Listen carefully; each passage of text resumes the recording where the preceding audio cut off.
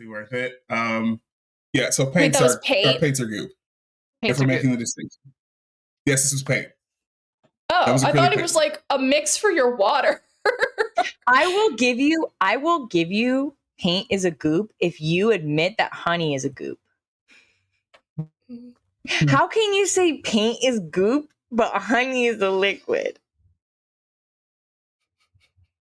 It depends on the paint, Raph. It depends on the paint. No. Because honey is like water. It has a crystalline form and it has a liquid form. Nah, it's goop. No, it's What not. the OBS fuck? is not crashing. I will. OBS is fine. Hey, It's really OBS. fine. It's the first of Pride. Get your shit together. Right, thank you. That's crashing on the first day of Pride is homophobic. We're Right. still live, right? We're still live. Yeah, but we're still live. Let's This is keep just where going. things Let's are keep at. We're just going. gonna keep We going. are alive and well, baby. We are thriving. Everything is fine. Bonum est. Yes. So currently raising money for Rainbow Railroad. You can hit our donate button easily. No longer do you have to type in ! Donate. You can just find it directly on our page. Give them the money that you would have given. The broadcast is ended. Love it. Okay. All right.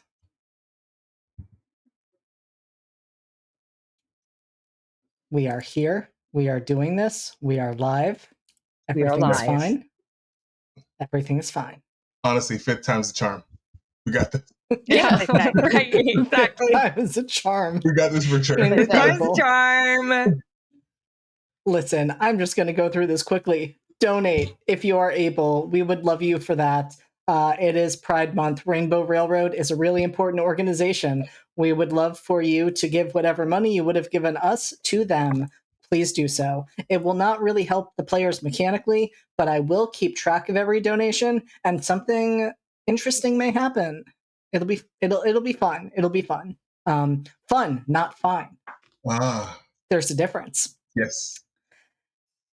I'm not going to go through the rest of it. I don't trust technology enough to do that. Instead, I am just going to let each of my lovely players introduce themselves, introduce their character, remind us of who they are playing, and what archetype they are playing for now. And that means, Steph, you are up first. Of course. Hi, I'm Stephanie, casual cast member over at LFTA. Tonight I will be playing Kai Caldwell. He is the kind of costumer, bit of a bisexual disaster, and he's the martyr archetype to start out with. So I'm sure it's going great for him. Everything is fine. Everything is good. Everything is great. He didn't run towards a scream and find a corpse. It's fine. He makes good No choices. one has found a corpse, No one's found a corpse. quite yet. That Oh boy. we'll just keep that in mind as we have Q introduce himself, his character. Hi, I'm Q. You can find me here. I do a lot of stuff here, and also Tales from the Table Studios. I'm one of the production team for Tales from the Table. Tonight I am playing Weston Brooks. He is all full of gay wrongs. Don't even worry about it. It's fine. And he's the villain playbook. We love to see it. Absolutely. Absolutely. And Della. Hi, I am Della. I am one of the admins here at Live from the Apocalypse. I am also the GM of Thy Kingdom Come, which will be airing tomorrow at 1 p.m. I am playing Rachel Blauhair, the parent who has never done anything wrong in her entire life. Don't ask why she's strapped. I will look forward to playing the rest of this game. We love to see it. And last but not least, Raph, introduce us to your incredible, amazing child. Hello, I'm Raph. I will be playing Sophia. Oh, I said that weird. Sophia McAllister tonight. Sophia Ann McAllister. Also goes by Sophie. She is doing some research for her degree, her thesis. And she's great. I play the child. And everything's good. And we haven't found a body yet, but that doesn't mean we won't find a body. So, Win-win. And remind us, Raph, what is Sophie's thesis on? Sophie is writing her dissertation on the Ash Wednesday killer, a serial from the 1930s who hunted, for lack of a better word, in Slatethorn. Very normal topic to write a dissertation on. It's fine. It's totally fine. Last but not least, I am JD. I am a regular cast member and occasional storyteller with Live from the Apocalypse. Tonight, I will be playing everyone who these people are not playing. It will be a good time. And I think, with that, we shall get right into it if I can find my notes. All right. So, last time, the four of you, each of you starting in your own walk of life, received a postcard. For some of you, this was very direct. Rachel, yours came in the mail. For most of you, this was a little less direct. For you, Sophie, it appeared underneath your laptop in a coffee shop. For you, Weston, it was a part of a packet of papers that were delivered to you at work. And for you, Kai, you took it out of a dream. Real normal thing to have happen. Totally fine. Yeah. Not concerning at all. This is his life. And the four of you made your way to Slatethorn with the threat that if you were not there by 12:01 on that, well, technically following morning, some secret that you have that you do not want others to know would be revealed to the world. Or at least would no longer be held close to the chest. None of you knew who might know that secret. Some of you have an idea that you are not the only one who received a postcard, as one of you did make an offhand comment about that exact topic. None of you really talked about it. But before that time of 12:01 could fully pass, and you could maybe find out who was responsible, there was a scream. And one of you saw a vision of a body laid out on the playground. But that is not where we are starting tonight. Oh. Tonight, I was going to say and tonight alone, but that might be presumptuous of me. Who knows how other sessions of this may begin. But for tonight,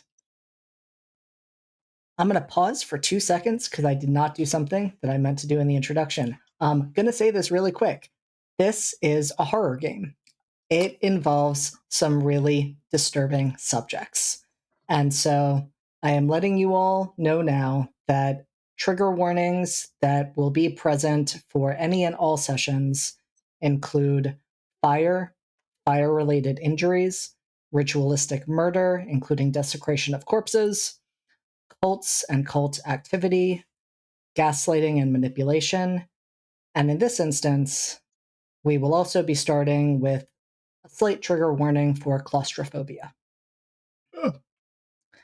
Also, medical abuse and neglect, as this town's history involves a tuberculosis ward, a cult that was active in the 1960s, and of course, the Ash Wednesday serial killer. So, putting that out there for anyone who is watching, if any of those are triggers for you or uncomfortable or unsafe topics, please step away. You will not hurt our feelings. We would rather you take care of yourself and be safe. And I will aim to also bring up these warnings as we return for the second part of the episode after break. So, with that, now diving right in,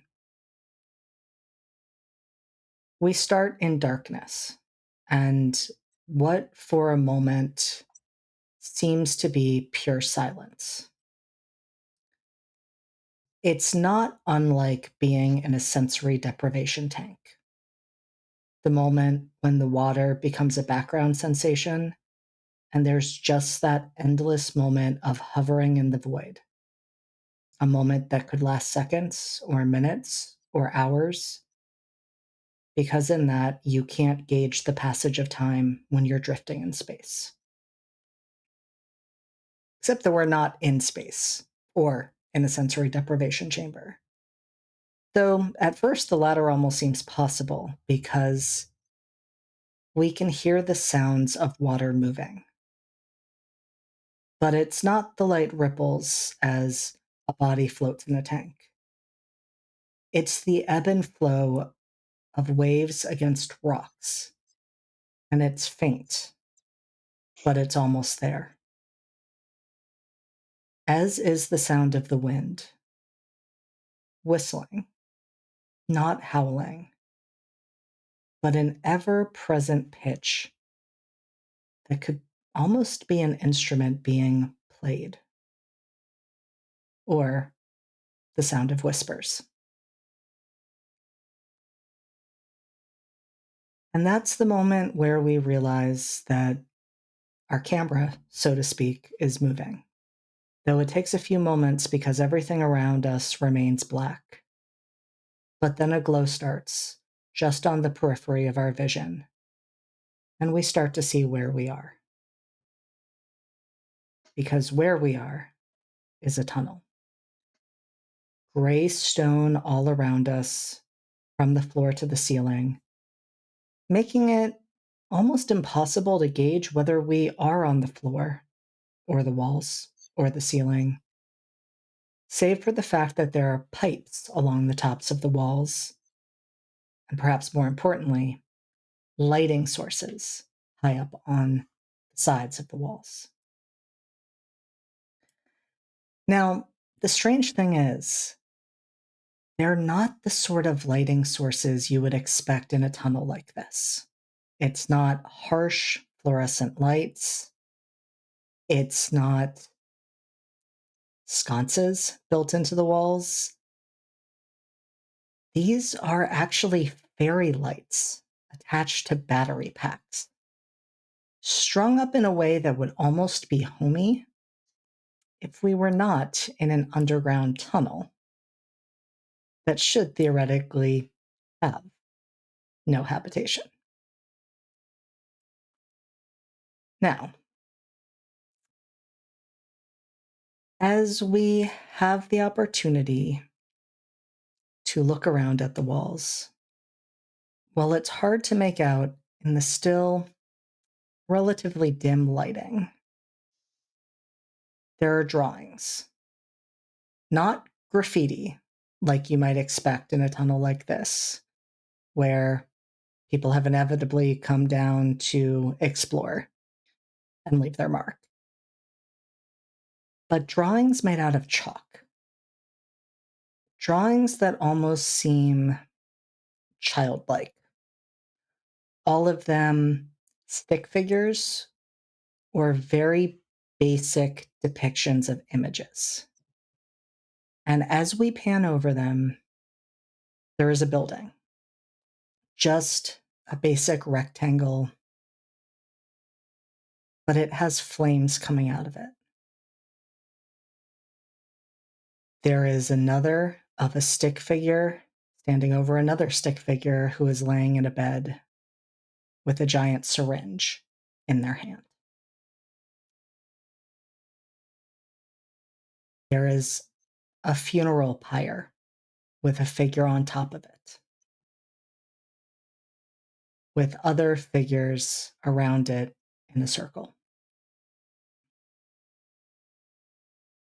And then there is another image, an image of 3 figures, one who has what looks to be an approximation of a video camera in their hand, watching a 4th figure who is being yanked back by a shadowy tendril.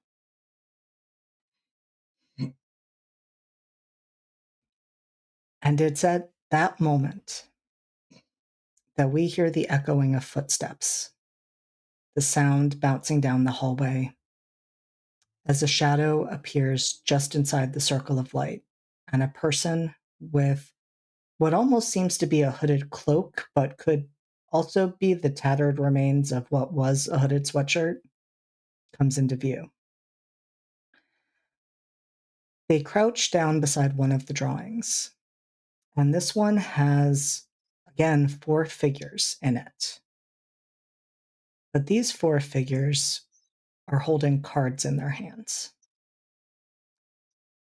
And they are standing outside of a very crude drawing of a building marked the Slate-Thorn History Museum.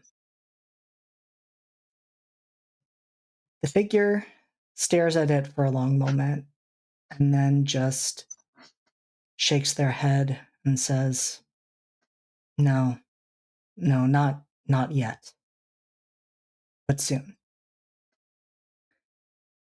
And then turns their gaze to the drawing beside that one. This one appears to be a scene at the playground. And it looks at first like the stick figure in that image is sliding down the slide. Except the eyes on this figure are X'd out. And there is a cross drawn on their left hand. Once again, the figure stares at it for a few moments and then starts to wipe away at the image with their sleeve until the body is no longer on the slide, which they clean up a bit and say, No, not like this. Something has changed.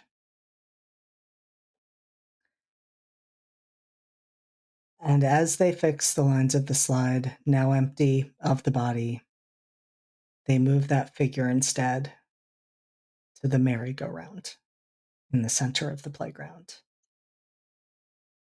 And as we pan back, we see that exact image. A young woman in her early 20s with long dark hair, laying on the merry-go-round, her eyes staring blankly at the sky. There is the imprint of a cross burned into her left hand and a smudge of ash on her forehead. And there is the ever-present sound of dripping as the blood that stains the metal beneath her drips off the side and to the ground. And that is where we are picking up tonight's session. Ah, Sure. Yippee! Cool. Is she like very obviously dead? Like, is she fully dead? Are we there? You are not there yet. Okay. Yes. So that is going to be my first question for you, which is, I know a few of you took off running. I would love to know who is running in the direction of the Scream/playground. He dumb, so yeah. I will be following these children. All right. So, Weston, you are the only one who is not heading towards the sound of that scream. Cool. Love that for you. That's a completely reasonable action. I completely respect that action. yeah. Also, I was apparently supposed to meet somebody here. So since I'm here, I'm gonna go see what's inside there. But yeah, not going the fuck over there. Incredible. We absolutely love to see it. And so we will start then with Kai, Rachel, and Sophie. And so for Rachel, you are prepared for this image because you just had a vision of it. You saw what would happen next. Me? Mhm. Oh, okay. Yep. Oh, I had a vision for it. Then yeah, I would have took off in that direction. Yeah. I am going to pull using my always prepared move. I am going to pull a first aid kit out of my my bag, and I'm going to throw it to Kai, and I am going to say, basically just say, do you know how to use that? Do you know how to do first aid? I know CPR and I know bandages. I don't have any like official training. That's fine. That's fine. All right. That'll do it. And she's going to run up to the body and basically start doing chest compression. No, don't touch it. Don't touch it. It. No, I'm going to start doing chest compressions. Sophie immediately takes her phone out and like tries to take pictures of the body without hands on it. What are you doing? What are you doing? No one has declared anyone dead yet. I am going to I'm going to do chest compressions unless it is extremely obvious that this person is fully dead and there is no chance of them reviving. And I will say, this just happened. And so I think it is very fair for you, Rachel, to be doing chest compressions in the hopes of keeping this person alive until medical attention arrives. Somebody use that phone for something useful. Call 911. Right, for sure. Start dialing 911, but also like looking over. Can I read the room? Like I want to look at the body. I will let you do one or the other. So if you choose to read the room, you are not making that call quite yet.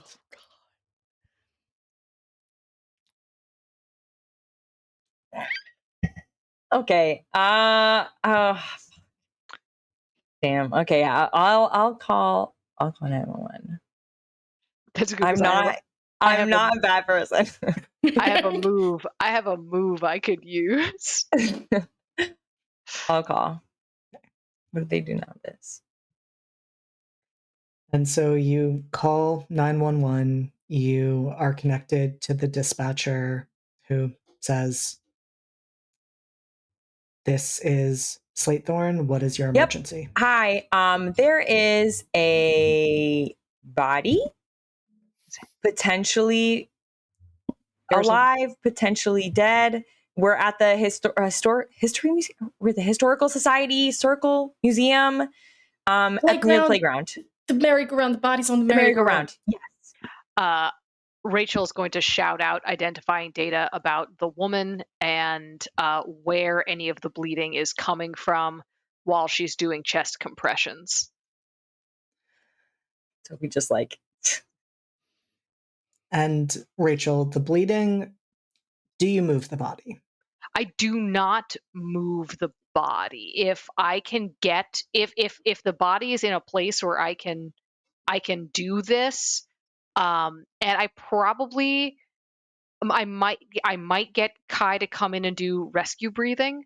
But if the bleeding is substantial, we might be looking at she's not going to try to do any triage. She's not going to try to do any of that. She's just going to do chest compressions, maybe rescue breathing. If it sounds like they're going to be a while. And so you can't fully give details on what the injuries are because they appear to be on her back. Okay. Then I definitely relay that information to the dispatcher that there's bleeding on the back. I don't want to stop chest compressions. That is very valid. Hi, Raiders. Welcome. We are in the middle Hello. / at the beginning of playing our session of Redacted, which is our psychological Fine. horror game. So do be warned, there are a fair amount of trigger warnings, but we welcome you here and would love for you to stay. All right, so Rachel, you are doing chest compressions. Sophie, you have given information to the dispatcher. Hi, what are you doing? Kai is holding that medical bag Rachel threw at him and is kind of hovering nearby in case he needs to throw something at her, but he's not touching the body. See if you can get a pulse. See if you can feel any breath coming out of her lips, and be ready to do rescue breathing when I say. Sure. Yep. Can do that. Sure. And Kai's gonna try to check for a pulse on the wrist.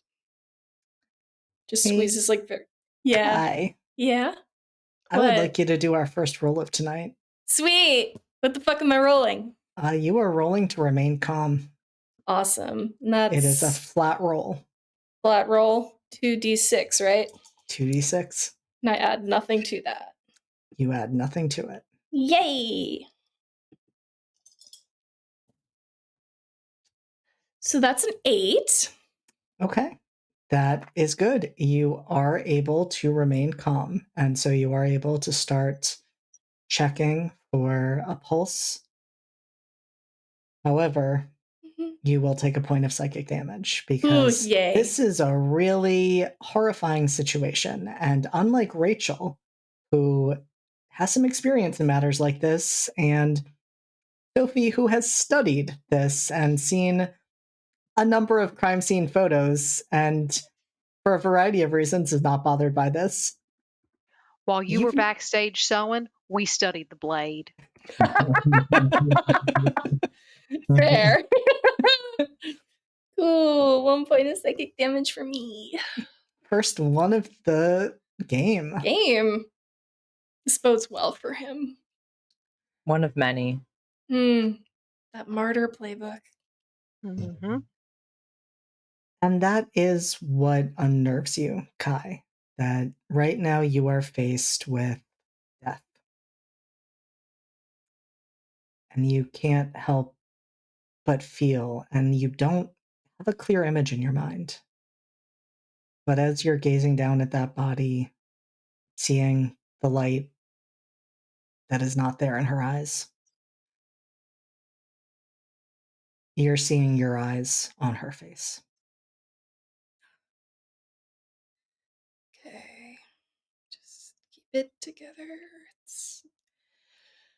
It's not fine. Just keep it together and check if she's breathing. She's probably not. He's just gonna hold his hand in front of her nose and mouth to just kind of feel for a breath. She is not breathing. It's a nothing. Got nothing. It's no pulse. No breath. So is she dead? What the fuck Not do you until think? not until a coroner says so. I don't know. I want you to start rescue breathing, please. You know how? You said you had a CPR course? Yeah, Okay. a few years ago, but yeah. Okay, then we're gonna do that now. Right. We're doing everything we can, right? Yep. Okay, thank you. I would like you start rescue breath, and she's like, I'm sounding way calmer than she is because she's like cracking someone's rib cage here. Yeah. So she sounds calm for the situation, but she's like moving.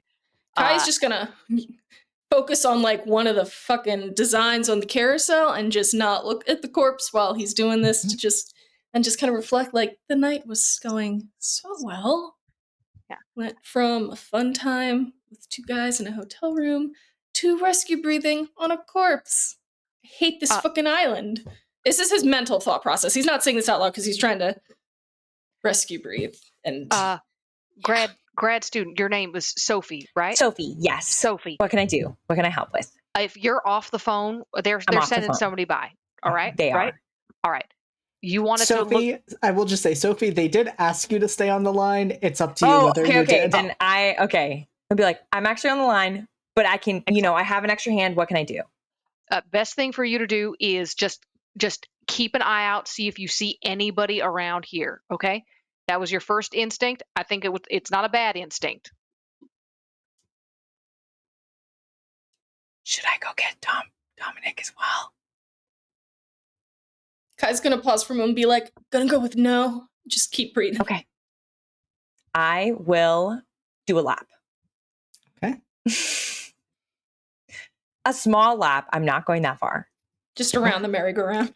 Just around the merry-go-round? That is fair. Just peeking, like, under the slide, like... Would not you expecting to find... like, Sophie's not expecting to find anyone, but also kind of hoping to find... There's a little bit right. I'm so conflicted because I'm like, I want you to read the room, but also just this image of Sophie crawling all over the playground, looking in like the tubes and tunnels and things like that is just so delightful. In my head, the Blues Clues, like we found a clue, is playing. Redacted is actually a comedy. Surprise! Hey, if listening to Never After taught me anything, it's that the goofiest shit happens in horror games. It's true. Yeah. Absolutely. But yeah, I don't mind. I can read the room as well. Feel free to read the room. I would love to read the room. Okay, let's go. All right. Not great. Okay. Hold on. Wait, I add what to read the room? Awareness. Super. Okay, that's a 5. Fell so I forward. failed. But yes, I do feel forward, and I still get to ask a question. You do. Which ironically, we're on a playground. So I ask, what would a child see if they looked at the situation? Okay. I was actually really excited when you reminded me of what moves you took, and I was like, oh, that's interesting. I was excited to read the room. So. Oh boy. So what I'm going to say there, Sophie, is you are crawling all over the place.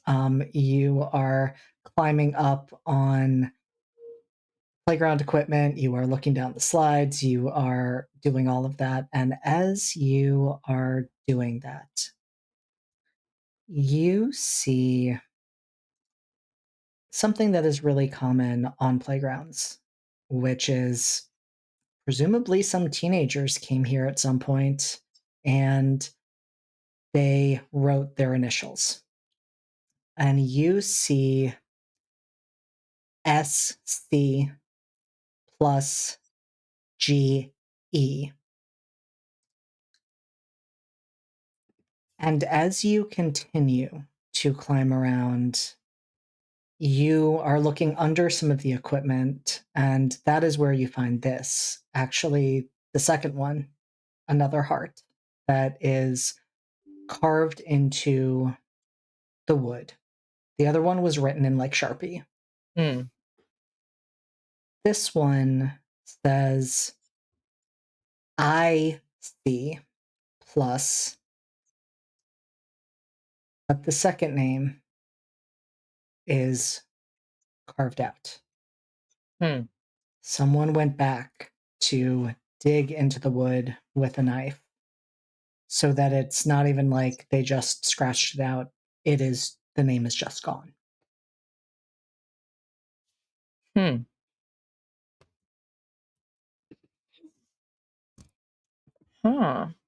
Interesting.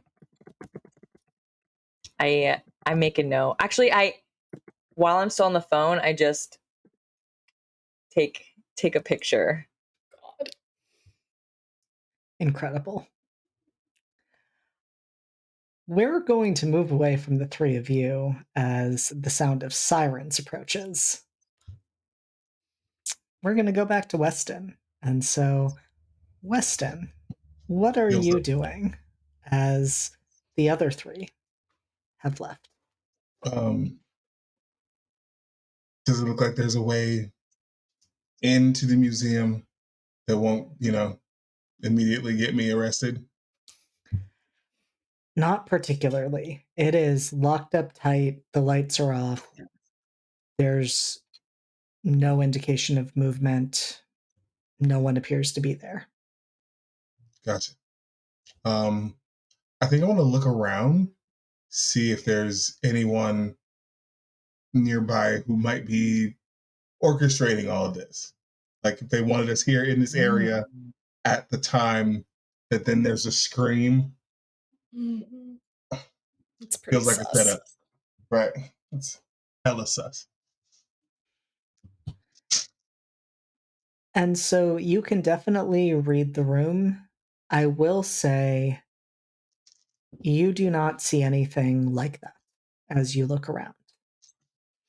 You might Okay. see other things, but there is no one that you saw while you were walking over there. There is no one who is lingering. There are no footsteps moving away from you. Okay. There does not appear to be anyone in the building. So it's not as though they're in there and watching. You have enough instincts to feel pretty confident in that. Okay. Cool. Then reading the room. Dope. It's a 9 Okay. for awareness. So you can ask one of the questions. What is happening beneath the surface? What stands out to me the most? What connections do I see here? What is going to happen next? What doesn't belong here? What wants to be found? And what clues do I see from the past? I don't. Hmm. What connections? Yeah, I want to see what connections we have, or what I can pick up on as far as connections go. So the first piece of this, I think, is fair to say is pretty obvious to you, Weston, since you have been already assessing the situation effectively. Yeah. You know that there are three of you, well, there are four of you in total, but three others who came over, one of whom mentioned a postcard. Right.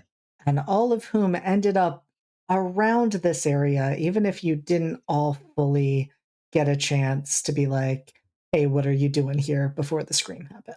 Right. So that is very evident to you in terms of those connections. There is something going on between you and the other three. What I will say, though, you keep finding yourself looking back at the History Museum. Maybe it was a coincidence that this was the address. Maybe they just picked up that postcard. Mm-hmm. But there is something in there that you can tell needs to be seen. And it's hard because it's dark in there. You can't really see through the windows clearly, but you can see cases in outline. And you feel yourself pulled towards one of them. You don't know what is in it right now, but it is in around the center of the room. And you're pretty sure if you can get a look at that, it's going to tell you something. Okay. Okay. Well, that's seeming like a tomorrow thing. That's seeming like a not right now sort of thing. So, That's valid. yeah. So I'm just gonna start running back to my hotel room. I'm gonna probably go a bit harder just so that it looks like I actually did a full run. Just so that, if anybody asks, well, I went for a run. I am making sure that my headphones are in fact in and up, um, so that nobody can question the fact that I definitely didn't hear a goddamn thing. I love that for you. Smart. Absolutely. I don't need to be implicated in any murders. You know what I'm saying? I know exactly what you're saying. Yeah, that's Right. valid. I don't need any of that. So I'm just going to take my happy ass back to bed. And that, again, I will give you for free. You do not have to roll anything. There is a lot of chaos going on, and no one is looking at someone who is going towards the hotel and seems to be out for a night jog. Fantastic. I will, of course, if I see any of the, emergency vehicles, we will pass. I will look, shock, because they're bright and loud, and oh my goodness. But for the most part, it's just chug-a-lugging on home. Incredible. We will then return to you once again in a bit, Weston. But first, Kai wishes that was him right now. Kai wishes he'd stayed in the hotel room. He does. You were having a good time. He was having a great night. Yeah. You still have a good time when you come back. He's probably gonna need distractions. So yeah. So we're actually going to jump back in with Sophie. So there's the sound of sirens approaching. Mm-hmm. Sophie, your phone rings. Well, you get another call on the line. Oh, gotcha. How do you have your parents listed in your phone? Oh wow. I guess well, it depends. It's probably my mom calling. Mhm. So I probably have them down under their first names. Very much, and then like with a heart next to it. Color coordinated. So yeah. Probably it would be like Babs on the phone and then like a heart. Incredible. Sophie, your mother is calling you. You also have the emergency personnel on the other line. What do I you was do? gonna say, I think I just quickly I don't hang up on Babs. I let it I don't even let it go to voicemail actually. I do like the whole like swipe up quick text thing where I'm like, "Hey mom, I'm actually out with Hannah right now. So can't talk right now." And then send. I'll call you in the morning.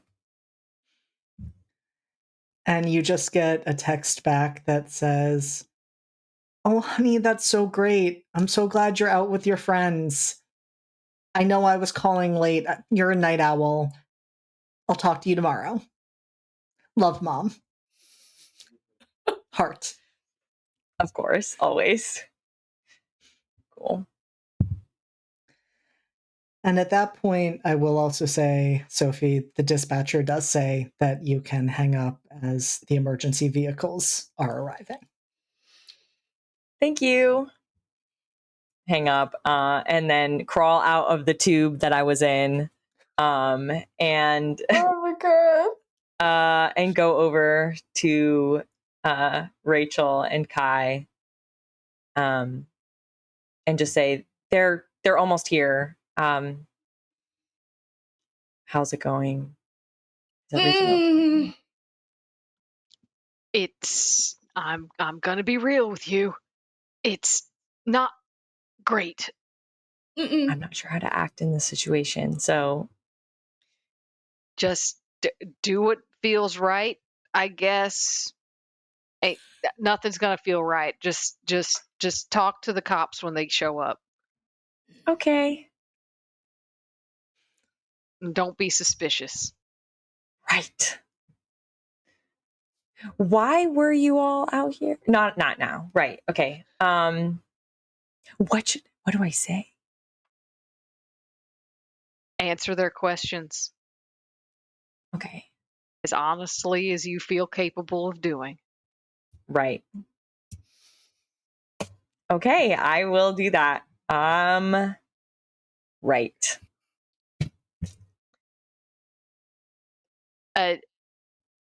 I think Rachel like glances over and looks like she's gonna say more, but like sees that like EMTs are sort of coming, and she like gets up like and lets them take over, and like walks away. I assume she's got like blood all over her,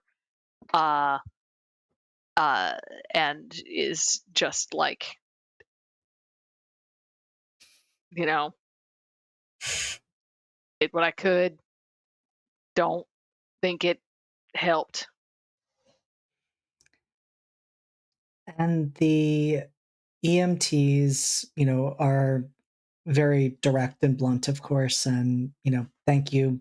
One of them pauses as the other goes over to assess the situation and see what can be done. The other does pause and ask you for as many details as you can provide about the status. And I provide as much as I can. We heard a scream, came over, saw her like this. I started doing chest compressions. Had this young gentleman over here try to do some rescue breathing. I don't know, but I as far as I can tell, and she's like, I'm an EMT. I'm an EMT myself. As far as I can tell, she was dead when we got here. But again, we heard screams from here, so I didn't know when it happened. So I thought, there might have been a chance.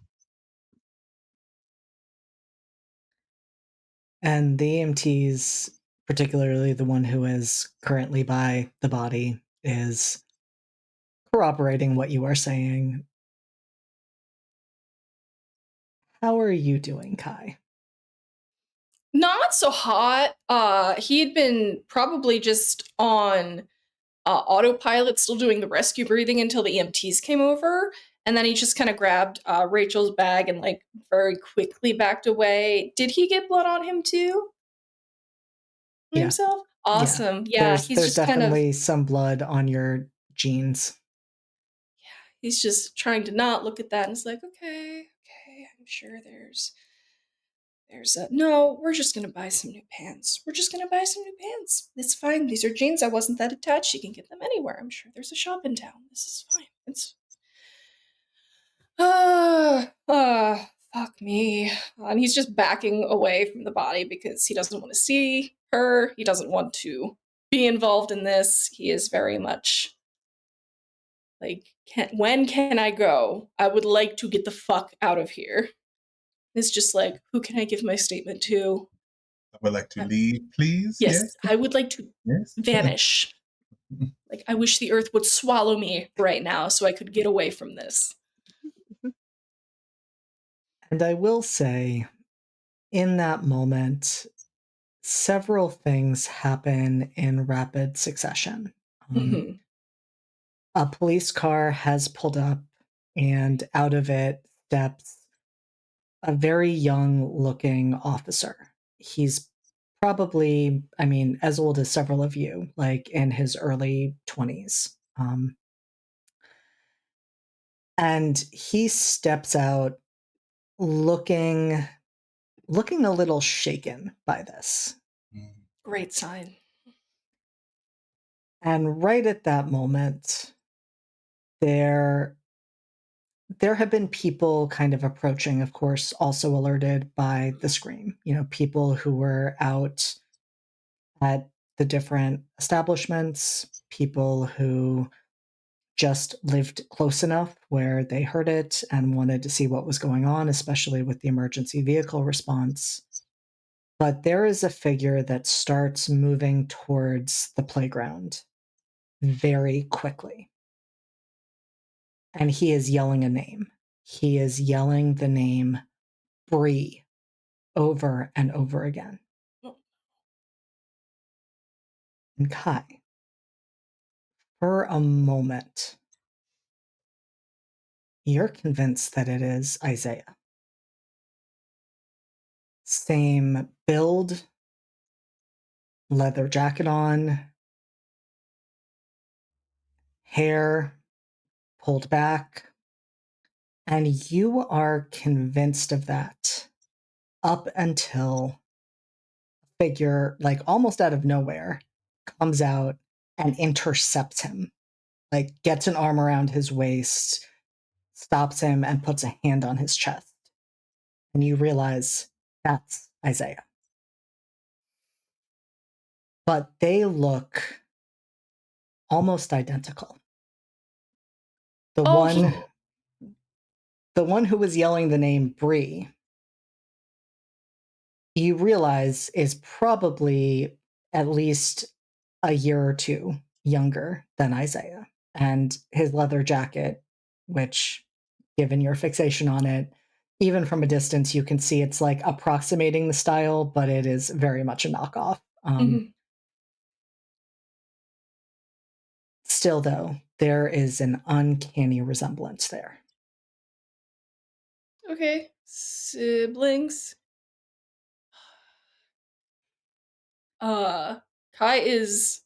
He'd initially started to like walk over to stop Isaiah, but then when Isaiah actually came out and stopped him, he just kind of froze because like, what the fuck? And then was like, oh, okay. That's a family matter.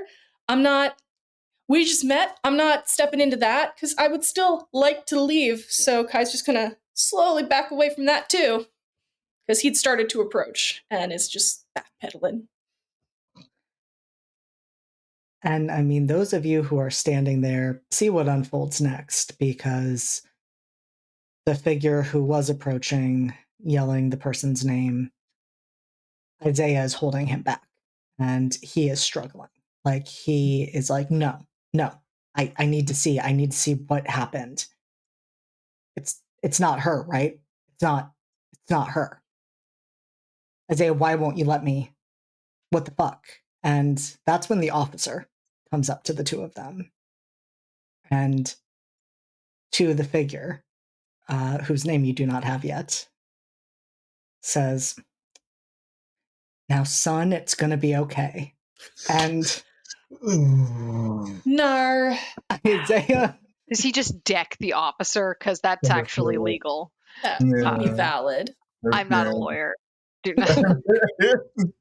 Isaiah 100% gets pushed out of the way, and the figure doesn't deck the officer, but he is like one step away from that and is just like, Sean, shut the fuck up. I am not your son. We graduated from the same fucking high school class. Don't give me this shit.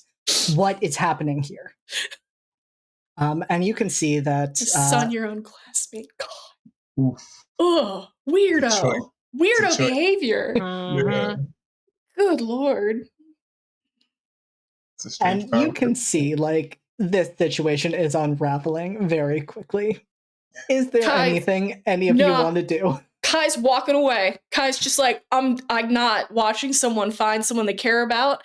I just had my mouth on a corpse trying to make her not a corpse. I want to fucking leave. So he is walking the fuck away. He is just confidently, well, he's hastily walking away. He doesn't feel confident about anything right now. Just confident in his ability to keep the walking away. Just different direction. We're just gonna go. I'm just gonna have you make a flat roll. Oh, just a random roll? Yep. Awesome. Yep. I'm just curious. Yeah, 5. Fuck me. Cool. It's so good that you fail upwards. I'm so happy for Yeah. you. Woo! Interesting. My Okay. poor dumb boy. Nothing happens in this exact moment. Oh, yay. But I'm going to make note of that. Ooh, Oh, great. that's spicy. Grammys for later. Yeah. So the leftovers? Exactly. Mm-hmm. What about Rachel and Sophie as you're seeing this this escalating tension happening in front of you?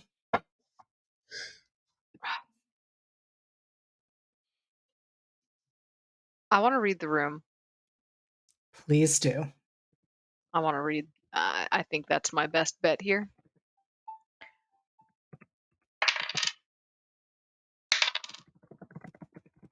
Let's see. What am I rolling with? For reading Awareness. room? Awareness. Yep. Do. Okay, that is an 11. Ooh. Nice. Incredible. That Nicely gives you done. 2 of the questions. Wonderful. Okay. Plus, and I'll just put this out there, you can use all of the questions. I know some of them are deliciously spicy. If there's something else you want to know, please feel free to just be like, hey, let me ask this. So I want to ask. What I want to ask first is what connections do I see here? But I'm specifically looking at like the social politics of the townspeople moving around here. So like who is there any who is like deferring to who here? And that's something, Who's taking charge? and that's what stands out to you the most is that in this exact moment, no one is taking charge. And that tells you a lot. Like, there is nobody who is approaching this situation in the way it needs to be approached. There is only one officer there. No one is doing crowd control. There is no one who seems to be in a position of authority because it is clear that this officer is not getting any sort of respect, nor should he, just to be clear. And that, what I will say, says to you, even though a body was reported, they are not prepared for a situation like this. The way this is unfolding is an absolute forensic nightmare. And that either means there is not a clear source of political power in play, or that source has not yet arrived.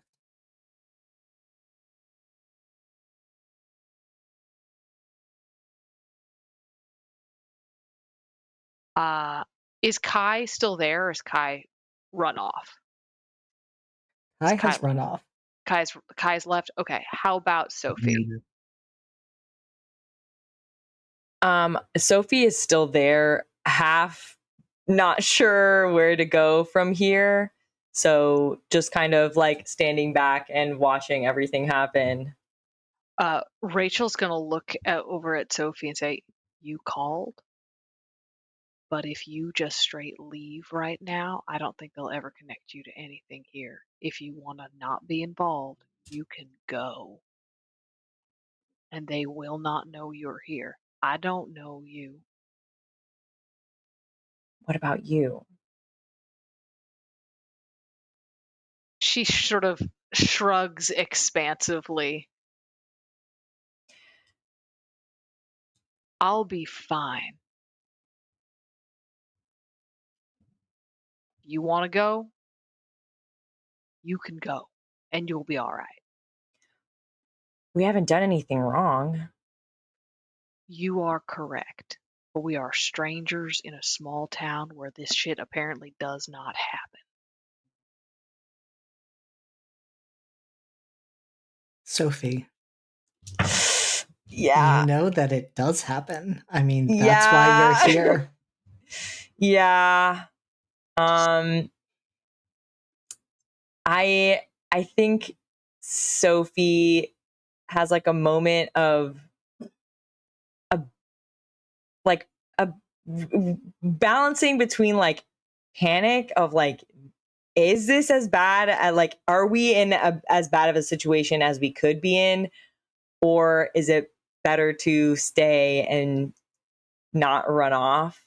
And I think she, after a while of like looking around at the chaos and not finding Kai, and then looking at Rachel and saying, I'm going to stay. It's going to be fine. We have done nothing wrong. I'm sure there's like cameras or whatever. Again, we're at an age where DNA and all that stuff, I'm not worried about that. But I don't want you to have to, stand here by yourself and be stressed out or anything. So I'm staying. Rachel, like for a second, like reaches out, like as if she's going to put her hand on your shoulder, and then just doesn't, because her hand is still kind of gross.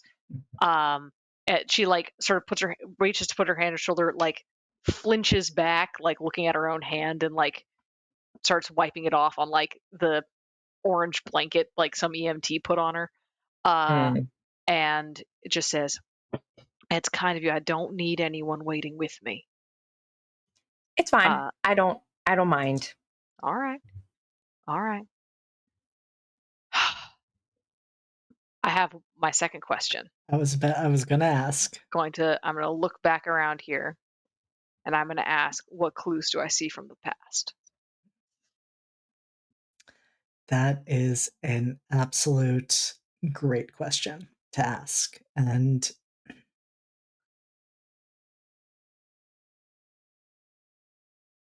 with that,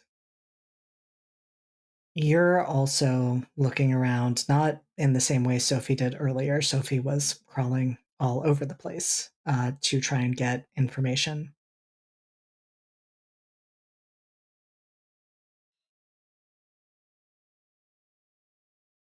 What you see is something that fell, perhaps as someone was running. And the reason Sophie didn't notice it is because it sort of blends in with, that like rubber tire type stuff that they put in playgrounds to make it safer. And you only notice it because you're looking at the ground so intensely. Like, you're like, I'm sure somebody left something behind, whether it's a footprint. And it is a small leather pouch. It has spilled open a bit. And there, thank you for the follow, heart. There is a powdery dark substance spilling out of it.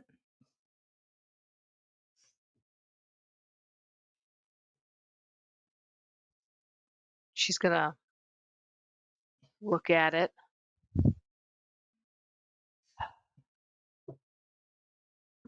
Oh fuck! Did Kai run off with my? That boy run off with my bag? Oh shit, probably. He just was in a kind of fuck me, I'm leaving. Oh, You could shit. try to see if you could catch him. Actually, this is a case where I think I might actually roll that move to see if I have another pair of like nitrile gloves in like a pocket, I would love for you to do that, please. because they would absolutely have been in that first aid kit. Yep. It's like a reasonable thing for her to have had. Whew, these dice are rolling great tonight. That is, what am I rolling? That is, I have to pull up your playbook. No, I've got it here. No, I think it's just a straight roll. That is correct. And just a luck roll. Yep. That's fine, because I rolled a 10. Incredible. Yes. Yeah, it is in your pocket. So I've just got a pair of gloves in my pocket. So I'm going to put them on.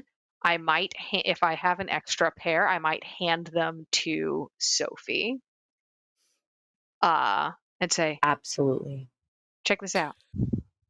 You hand it to her, and she, like, without thinking, just like puts it on. Yeah. It's like, here, check this out.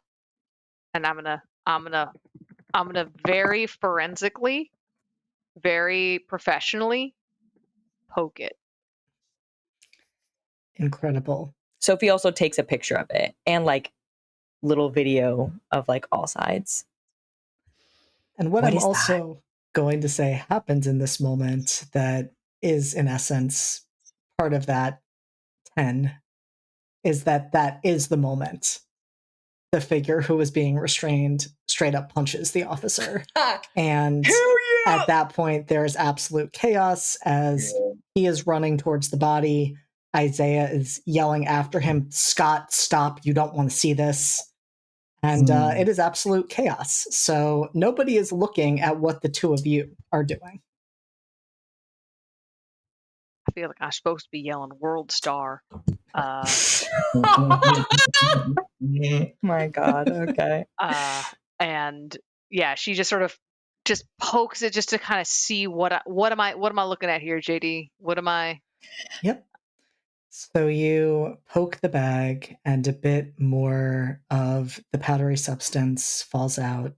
You maybe reach down, touch it, move it between your fingers, and it is very clear in that moment that you are looking at ash. But what stands out to you more is that this isn't just ash. This is cremains. There are bits of bone in it. What the fuck? What the fuck? And that Okay. actually, I think, is where we are going to take our break because we have already gone beyond that. yeah. And I Oh want to my give God. everyone a chance to stretch their legs and breathe. Oh, this yeah. got so Fair much enough. more fucked up. Wow. Man. Wow. Jeez. So we are all Brutal. having a great time. We hope Horrifically you are Horrifically too. exciting. Having the black. Absolute Oh my great time. god. Yeah. Unhinged. I'm so happy to not be involved in any of I was this. gonna say, My guy, That you must be made the nice. right choice. Yeah. You did. You made Not my dumb the boy. 100% right choice. You're like Yeah, slapping on a sleep mask right now. Like, no. It's like I'm just taking a nice skincare. shower. Nice Mhm. warm yeah. shower. Moisturized in his Oh, yeah. lane, Yeah. flourishing. Absolutely. At least till We Kai love comes back staying to in the our room. lane. So Truly we do. All right, Incredible. everyone. So we will step away for about 10 minutes. We will come back. We will see what other horrors await for our lovely cast of characters. So don't go anywhere. We will see you soon. Mhm. All right, we are back for part 2 of Great. Redacted Session 2. Quite a number of things were happening, but before we dive back into the action, in case you joined us midway, going over some of the content warnings, this is a game that is a psychological horror game. It involves medical abuse and neglect, cults and cult activity, gaslighting and manipulation, as well as body horror and other elements that can come along with serial killers. So, again, if this is not something you are comfortable with, please step away, join us for one of our other amazing streams. If you are good, though, we are going to dive right back into the action. We are actually going to pick up not at the playground, but back at the hotel. What is Weston up to? Well, the others are handling a crime scene and watching an officer get punched in the face for being an asshole.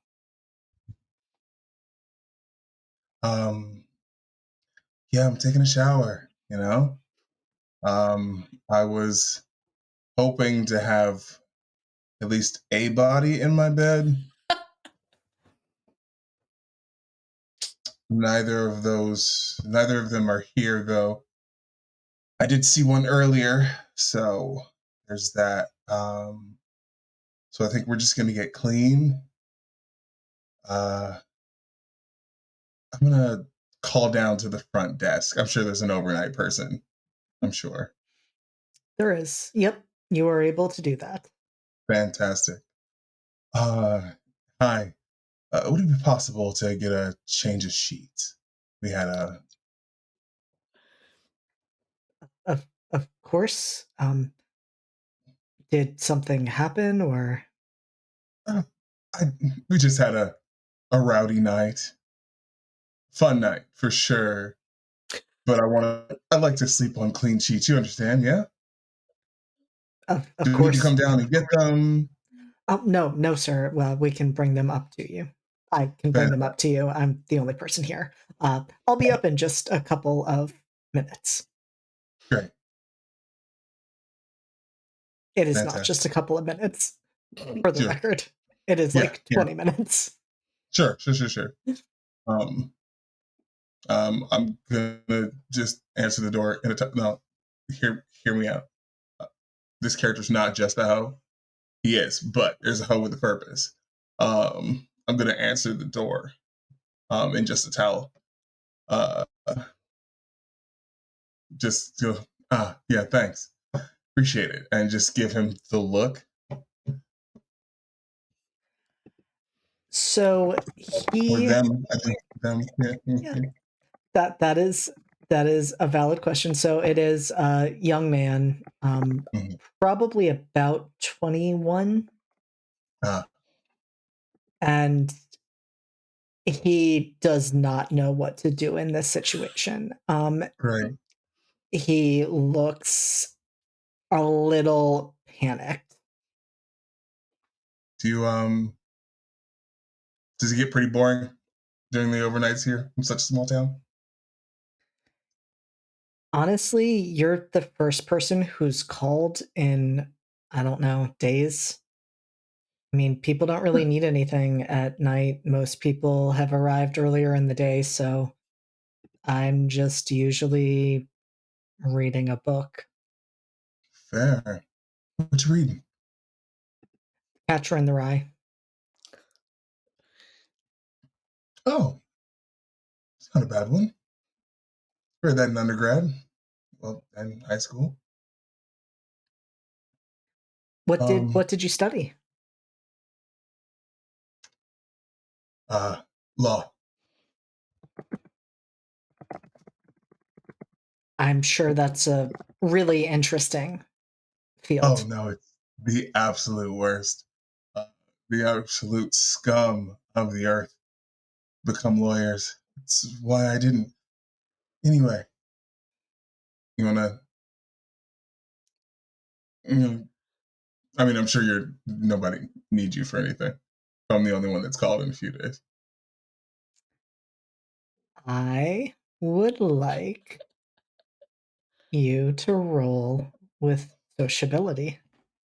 Absolutely, happy to do so. I would love that for you. It's 10. Okay. Is your goal to get him in bed? Yeah, absolutely. I need an alibi. Incredible. And so this stammering, awkward Yeah.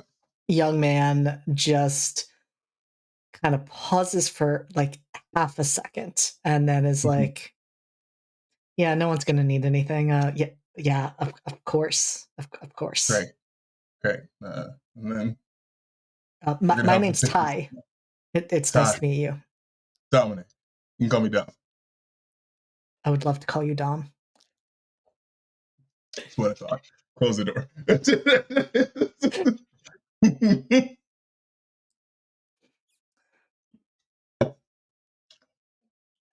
And so we're gonna fade to alibi, black on baby. that. And we are going, before we go to Kai, we are going to move back. Yeah, he's to gonna come to that hotel room at some point, so I guess let me know when. Yep. That is 100% going to happen. Wow, his night. Did you put a sock on the doorknob so that when Kai comes back, yeah. Incredible. Why would he do that? It's his hotel room. It's a hotel room. Yeah, no. Absolutely incredible. And so, Rachel and Sophie, you are poking at a bag of cremains.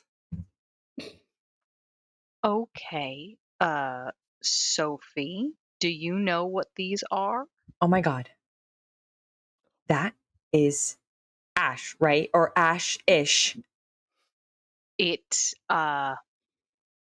cremains. It's cremated bones, skin, flesh. I Did- can't Did the can't tell if they're human.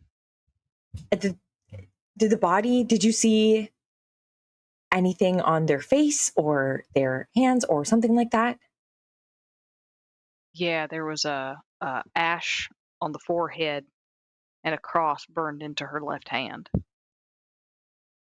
Okay. Okay. Okay. Okay. So You this are is weirdly excited by this. I just want to say I'm sorry. It's extremely inappropriate. it's fine. It's but fine. You keep going. It is exactly what my research is about, and I just can't help but think that I was called here for a reason. Maybe not a good one, but a reason.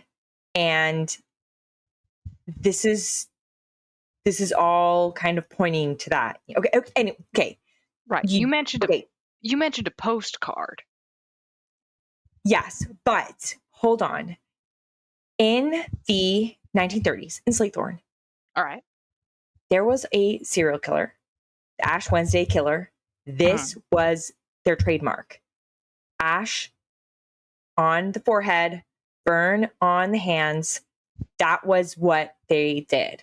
They killed several young women about the age of the victim. Obviously, they were never caught, but they are definitely not alive. It's been like almost 100 years, but I don't know. It's part of the deep history of this town. I don't know if there's like a copycat or something like that, but it's definitely a purposeful action. Oh, yeah. No, she did not. This was not an accident. This is a full-on murder. Right, but it's not just like a murder. You're thinking serial killer. You're thinking that this person killed with a serial killer's MO and is probably going to do it again. Yes. Shit. The good news is, the silver lining of this is that because it seems to be, a copycat, which get your own thing, but whatever. Because it's going to be because it's a copycat, it means that they're probably following some sort of pattern that the original Ash Wednesday Killer did or may have done. They're trying to think like the past killer did. So maybe there's a way to catch them before the next potential victim.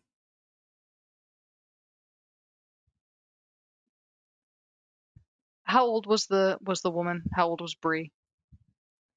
Bree looked like she was in her early 20s. How old is Sophie? 23. I think if this person is targeting young women of a specific age. Yes. And you might not want to be on the island. No, I totally see what you're saying. It is really, I've never felt this before, you know, that feeling of like, you're in trouble, but also I'm not going to run away from this. This is what I came here for. This exact thing is what I came here for. Like, scary exact what I came here to study for my dissertation.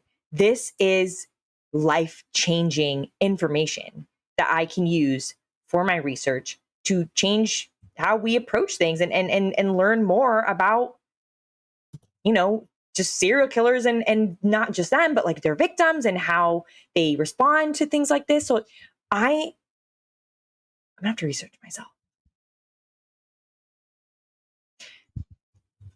Anyway, this is bad. But also, again, there's a silver lining to this, which is I have a lot of the knowledge. So maybe we can do something about it or not. I will. But I'm not trying to drag you into this.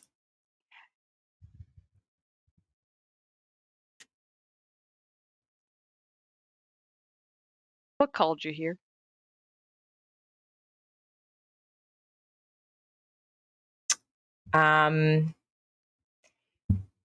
It's funny you should say that. I don't know. There was a postcard under my laptop one day a few weeks ago, or not even like a week or so ago, telling me to come here. So I did. Or all your secrets will be revealed. How do you know that? Did you call me here? Pulls out a postcard.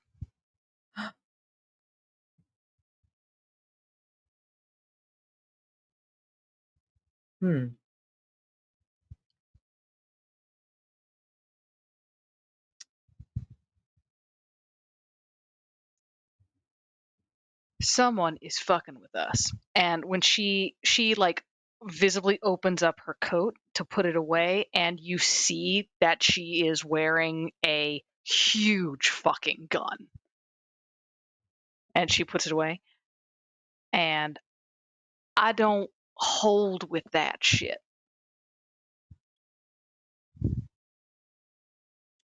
I will make sure you do not get got by a serial killer. I appreciate that.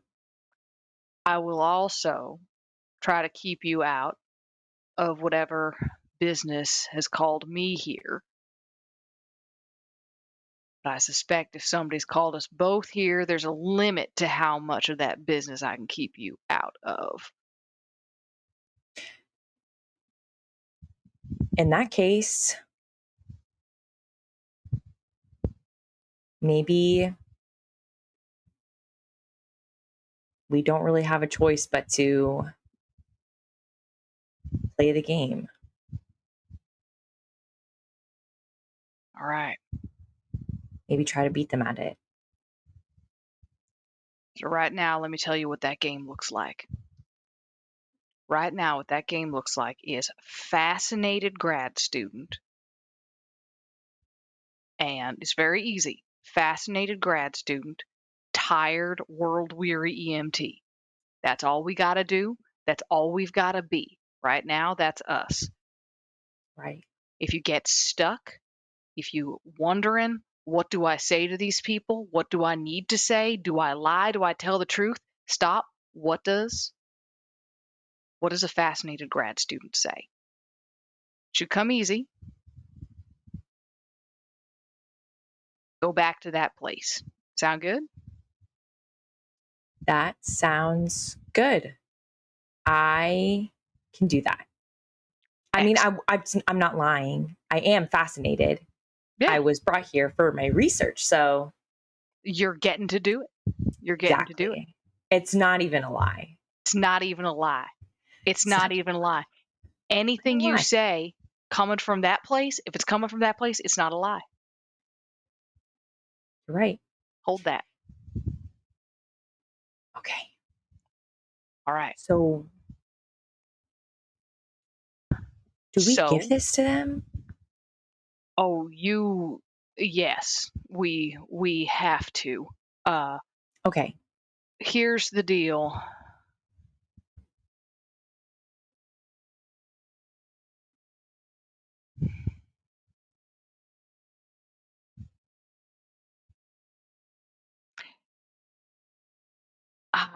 She hesitates at this, and I'm gonna just give you this one for free. She does not want to give this to them because she does not think they are capable human beings.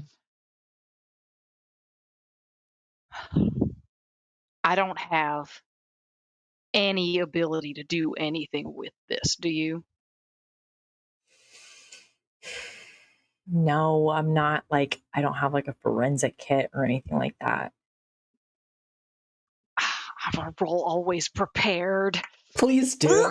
I'm gonna roll always prepared. Oh, these dice have been killing it for me tonight. I love that. That is an 11 on the die. Incredible. That was a 5 and a 6. Beautiful. We'd love to see it. Love to see it. Absolutely, go. So because this is like a weird ass thing, I feel like making this a 7 as if it's a 7 or a 9, like I know where I can get that would be fine, but I don't know. Well, no, I know where it is. I can get it without any trouble. I don't know. I do actually think, and we can also not necessarily retcon, but I think in that moment, you're thinking back to what you brought with you. And you're thinking about the fact that you've been in some weird situations before. And this is definitely up there in weirdness, but you have access. It would be a little makeshift, but you could definitely figure out some information on what is in this bag of cremains with the materials you have on hand. All right. Going to take some of the ashes and like put them in like a baggie and put it in my coat, and like just a little tiny bit, and then Make sure you it's get going, some bone. you know I did, and is going to basically call out to the like anyone who's listening, like basically walk up there. I should go over to one of the EMTs and just be like, is this how y'all run crime scenes here? Is this normal? By the time you walk over to them, this situation is an absolute mess, a heartbreaking mess, but an absolute mess because nobody was able to stop Scott. And so he is cradling the body in his arms. He is cradling Bree in his arms, which means, again, the crime scene is completely contaminated and the EMTs have had no luck trying to separate him. Isaiah's kind of running, like, trying to make sure nobody disrupts this at this point because things are too far gone. The officer is trying to get closer, and Isaiah's like, back the fuck off. So the EMT just kind of looks at you helplessly and is like, we haven't had a situation like this in a very, very long time.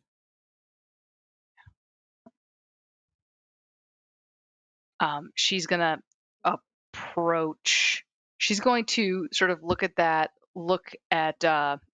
bag, and then at Sophie, and like gesture to Sophie to approach the police officer with that.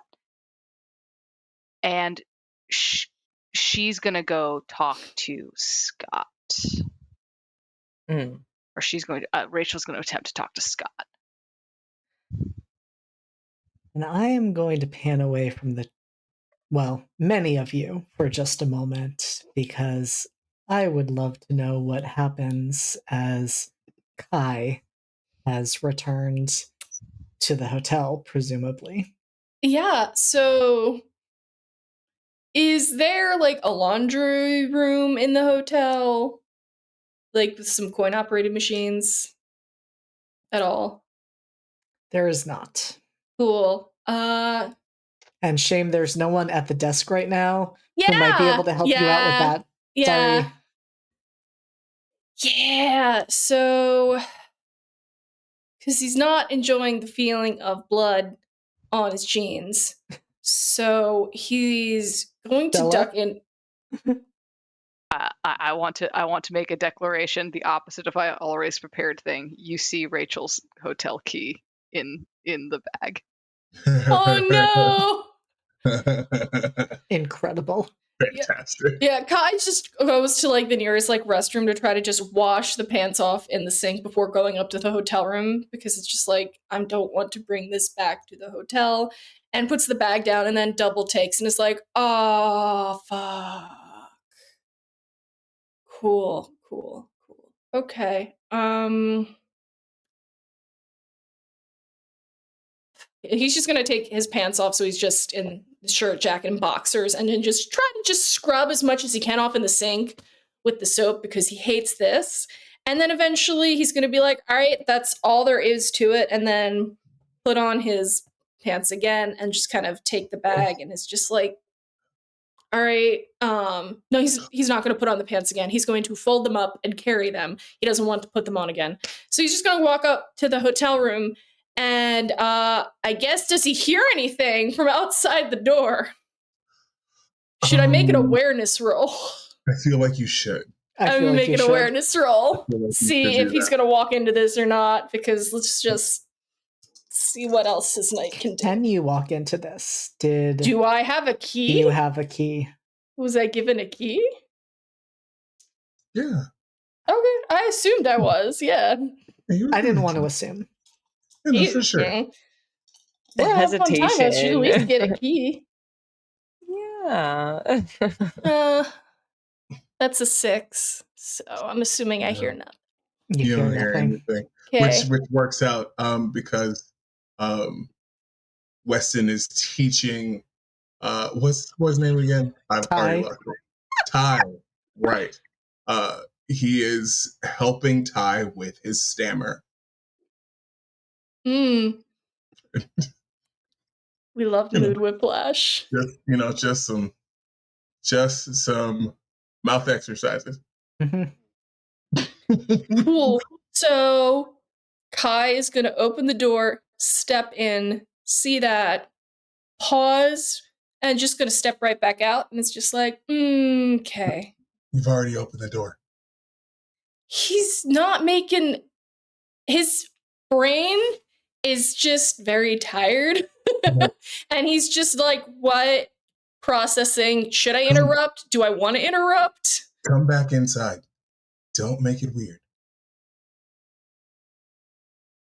I feel like it's too late, but okay. And he's just gonna go back inside and just kind of. Ty, this is Kai. Kai, this is Ty. Hey. You look like you could use a shower and a drink. Yeah, I'm gonna go get that. Don't let me interrupt. You guys have fun.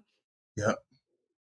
So he's feeling a little more like, okay, I'm used to this type of situation. Okay. So we're just gonna go in the shower.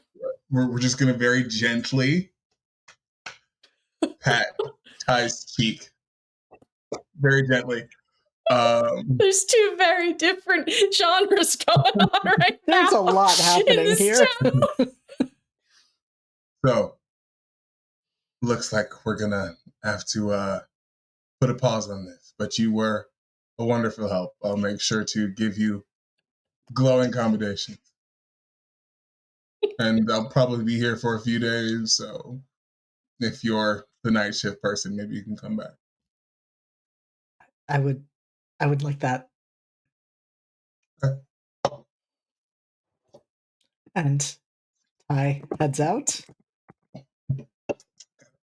I'm gonna go and talk to Kai now. Yep. He's just leaning against the counter of the sink. So that's an absolute shit show out there, he says while he's in the shower, because he's not shy. yeah, I could have told you that. There was a woman screaming in the middle of the night. So, Yeah. yeah. Did you Oh, see it? Was it bad? yeah, she's dead. Yeah. So Rachel was attempting to do CPR. I kind of walked off with her bag, so I'm gonna have to try to find her because her hotel room key is in it. Sophia was calling 911 and or taking pictures, probably both, because that girl's weird. And then the cop showed up. Well, one cop showed up and the EMT showed up, and then Isaiah showed up because his brother showed up, and I guess that was his brother's girlfriend. And then he punched the cop. Well, I left before he punched the cop, right? It looked like he was about to punch a cop, and since no one was in charge, I just left because Okay. I did more than enough, and I What did don't. What did you do? I tried to help Rachel, like with the girl, and then the EMT showed up because they actually know what they're doing, Is that why as your opposed to pants are gone? me. Huh? Is that why your pants are gone? Yeah, I was trying to clean up because I don't know if they have a laundromat, and I know why no one was at the front desk. So good on you. You're having a much better night than me at this point. I didn't. I didn't follow the screaming voice. Like, Yeah, that was smart. have you seen a horror movie before? Yeah. Okay, so but screaming is that way. You go not that way. Yeah. Okay. Yeah. All right. I just wanted to. I I wanted to know. make sure we're on the same page. Yeah. Okay. Yeah. Now, follow-up question. Mm-hmm. What were you doing out there in the first place? I was looking to get some snacks that weren't. All the way out of the museum. I didn't want gas station snacks. What were you doing out there? I had a meeting.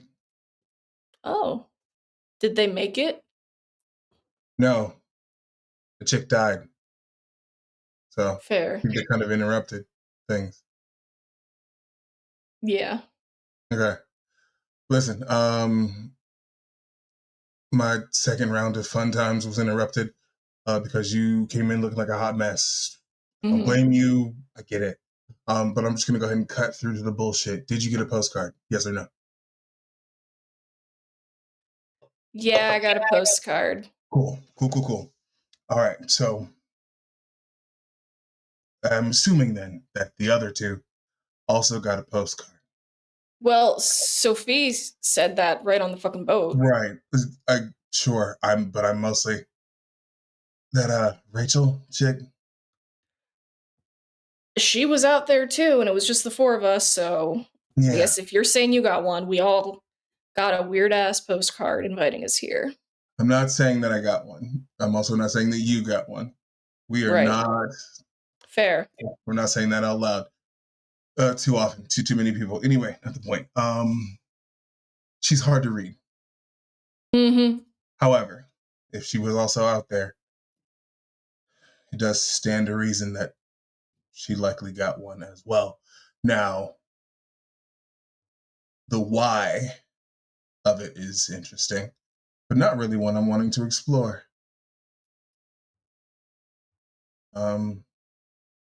Did you get creepy journalist girl's number?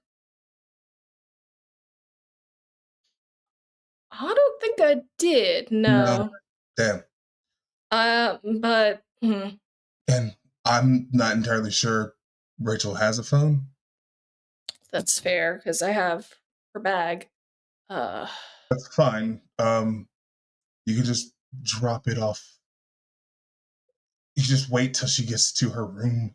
Yeah, I mean, I got her got her room here. So Oh, nice. Well, that's convenient. Yeah, I don't think it's too far. They probably put everyone on the same floor when it's the off season. I'm gonna hope. We'll see. I'm gonna hope that journalist girl comes back with her. I'm gonna write a note. I want you to leave it with her shit. All Well, right. we drop it off. After you clean up, of course. Oh yeah, I Okay. assumed. Yeah. No, just right now, naked, straight through the hallway. Might Yeah, make you that feel would be the better. weirdest. It might. It's not the weird. It would not be the weirdest thing that's happened tonight. Yeah. So you know. Well, we don't know what the fuck is going on, so I think best bet is to have a discussion, Yeah, maybe over breakfast. sounds great to me. I'll pay.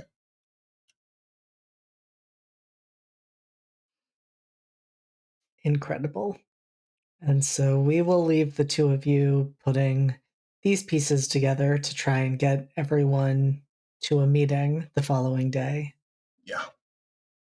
We're going to go back to the playground and we're going to start with you, Rachel. So you had approached Scott, who is cradling Bree in his arms, hunched over, sobbing, looking absolutely devastated.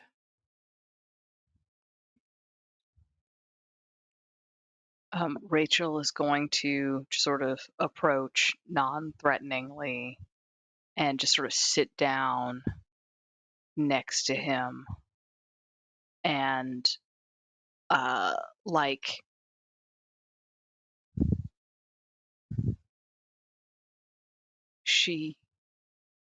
your wife, your girlfriend. And he looks up, and your tone definitely helped because even though his head jerks up, his expression is softening as he looks at you. And he takes a second to compose himself enough to speak and says, "My girlfriend, we'd been together for 4 years." I'm so sorry. You're the first person who said that tonight.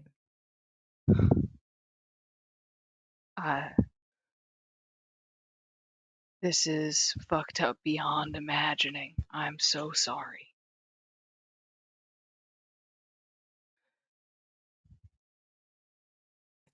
I thought she just left town. She was always talking about wanting to get out of here, and I was so mad at her. Thought she left me behind. When did she leave? Or when's the last time you saw her? I last saw her 3 days ago.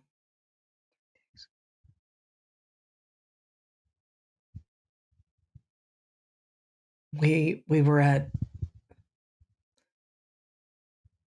out at an event, and we didn't leave together.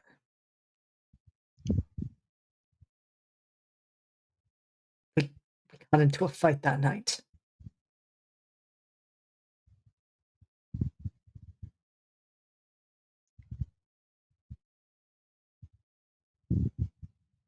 I'm gonna tell you something. I don't know anything, right? I don't know if I'm gonna make this better or make this worse. I'm the one who found her here. I was trying to, do the CPR thing and all that. I want to tell you something that she died, but she fought. She fought to stay alive. People don't fight like that if there's not somebody that they want to stay alive for. So I want to tell you that you might have fought that night, but she knew you loved her. She knew somebody loved her.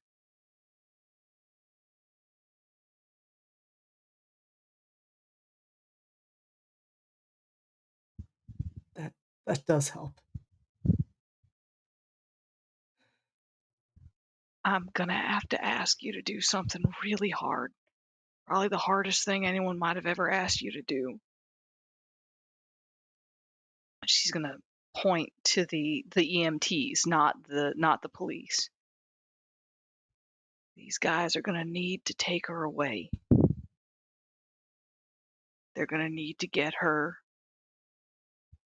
to do all the undignified things that we gotta do.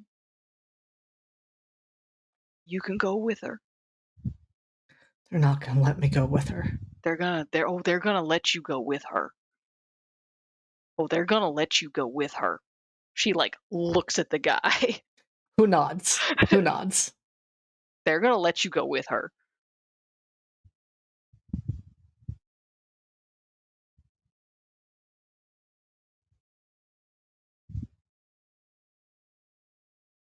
You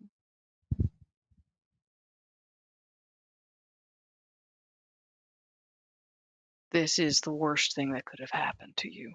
And I am so sorry. Everybody here, I,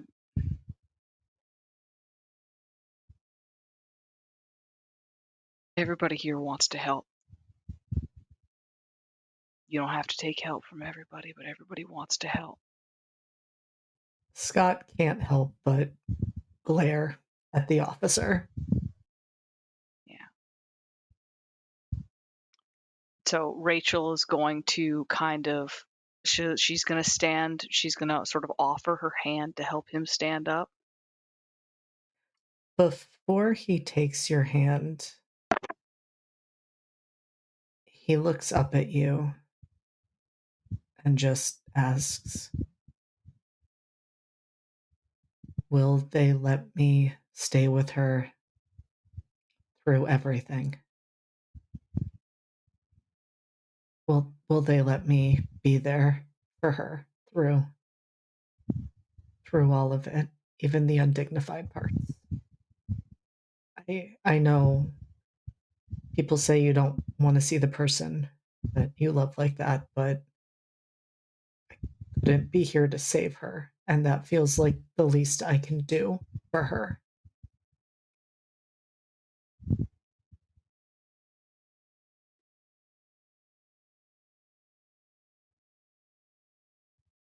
I don't think they'll tell you no. This is just one old lady's advice. But I'm gonna echo that warning. You want to remember, you would be better off remembering her mad, striding out that door, than remembering her cut open, cold.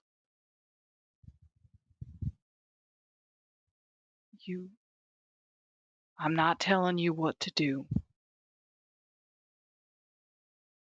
I'm just saying, you be careful with that, because that's a hard thing. What if I didn't watch? What if I just sat and held her hand?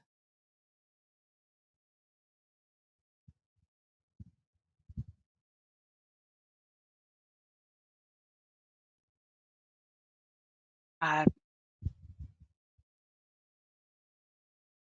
don't know her. I don't know you.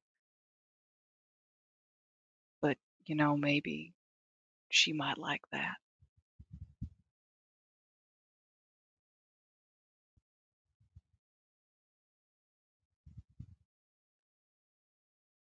And he takes a deep breath and slowly places her back on the carousel and then takes your hand. She's going to probably hand him off to Isaiah.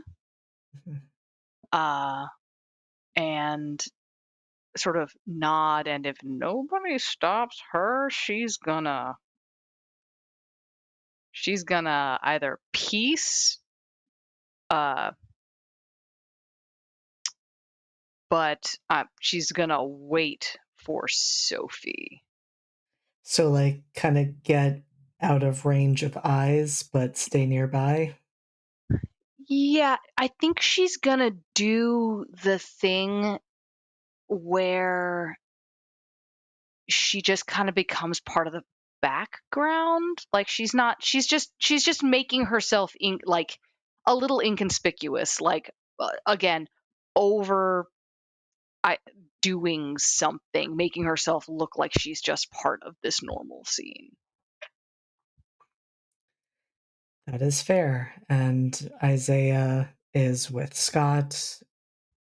They are both kind of working with the EMTs in getting the body ready for transport. And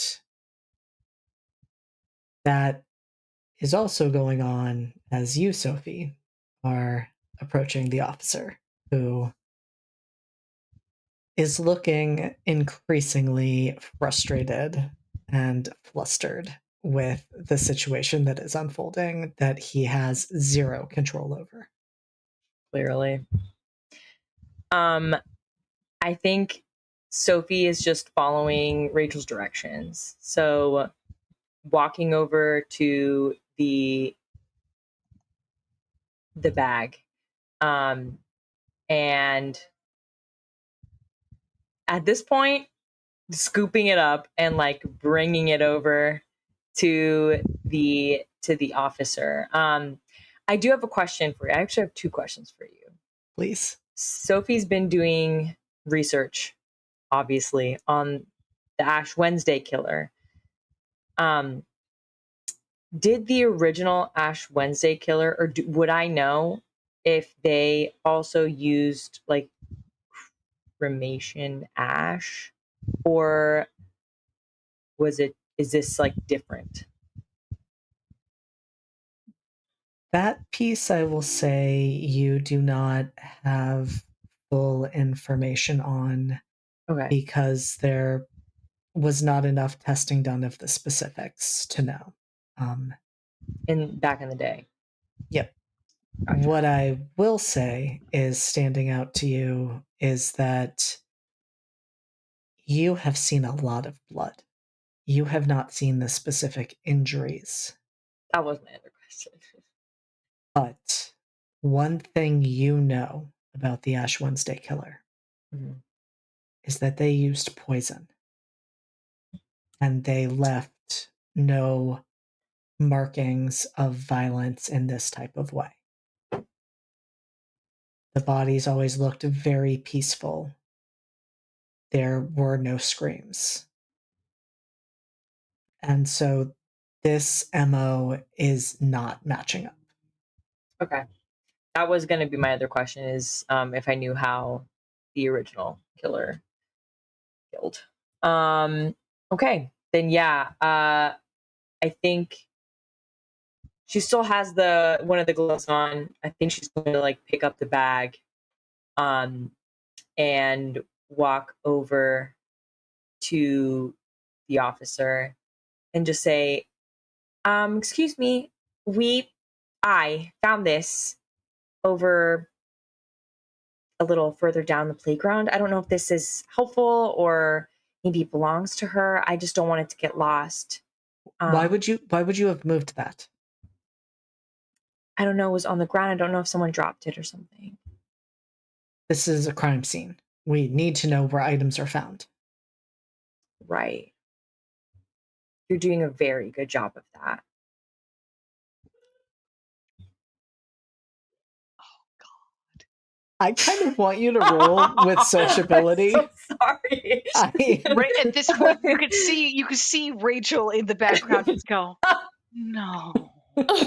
Yeah, I need you to make a roll there. Change for tonight. Yay. Okay. Where are my dice? Where are my dice? Oh, they're in here. Okay.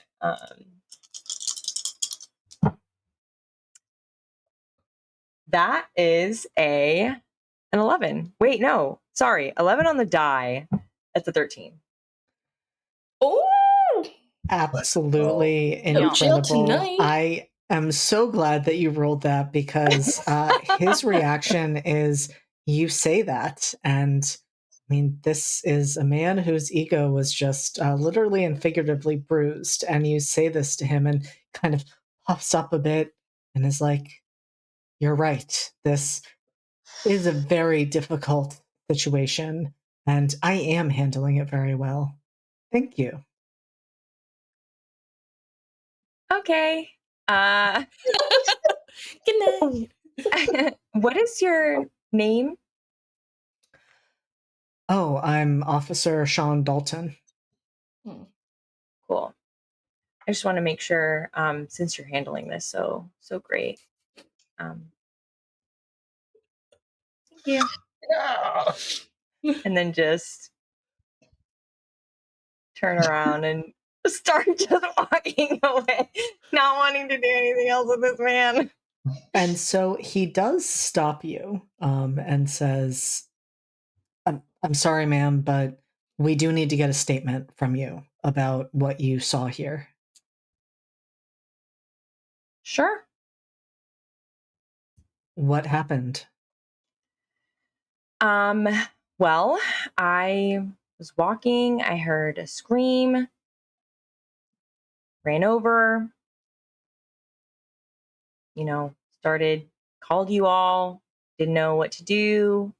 People were doing CPR and whatnot. So I made sure to call you all over and you all came.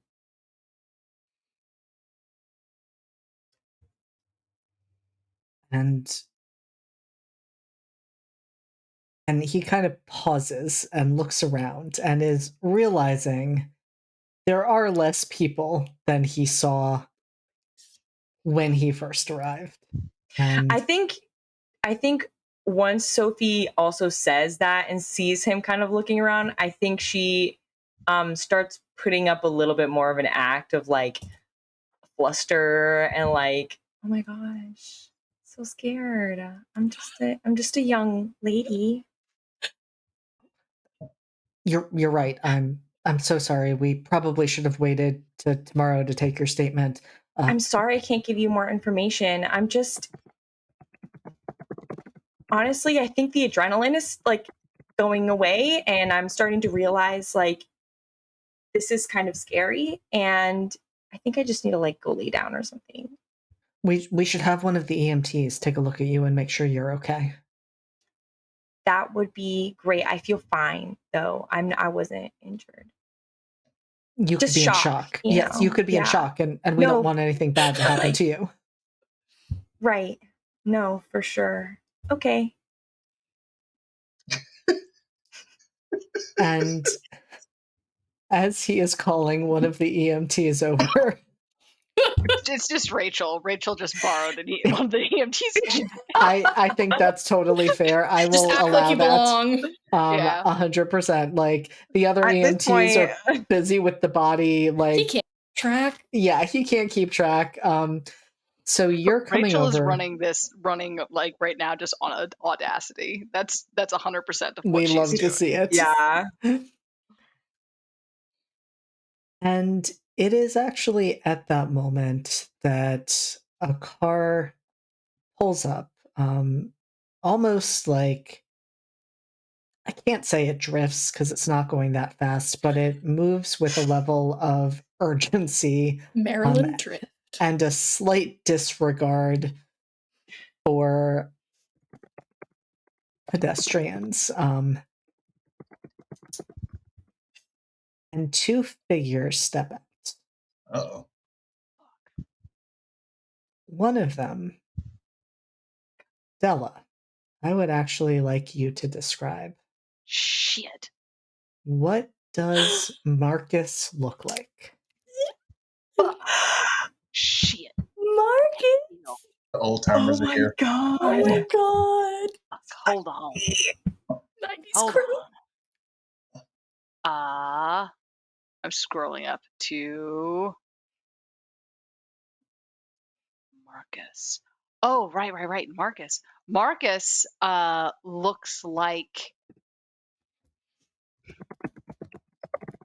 Marcus looks like a person who does every fad diet, every fad exercise. This man does CrossFit. This man did PK90X.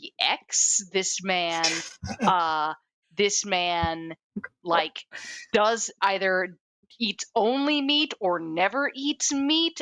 Kale features heavily in this man's diet. Does not matter. Still balding, my dude. Age is happening. Not happy about it. So he would be what's the timeline? It's 2020s now. Mhm. So he would be in his like mid 40s, mid to late 40s Yep. with the timeline. So mid to late 40s. So I'm giving him shit about his age. He's not that much older than Della Collins. I was going to say it's all very relatable. Yeah. He walks with energy. A slight golden there's an air of the golden retriever about this man. You might want to be careful with those word choices, Della. I'm just going to warn you. But it's out there in the universe, and I can't stop it.